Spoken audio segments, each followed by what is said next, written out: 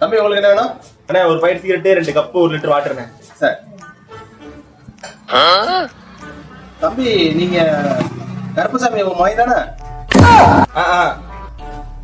சரி நீ போக நான் அப்பாட்ட பேசி. என்னடா இது வாழ்க்கை?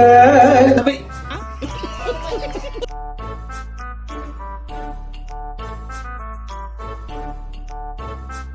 அண்ணா எவ்வளோண்ணே? 250 ரூபாயா? அம்மா நீ கருசாமி பையன்ல? என்னடா இது வாழ்க்கை? தம்பி நில்லையா? அண்ணா 2 சிக்கன் ரைஸ் போடுங்க. 2ஆ? தம்பி நீ கருசாமி பையன் தானே? என்னடா இது வாழ்க்கை? ஆமா இது ஹோட்டல்ல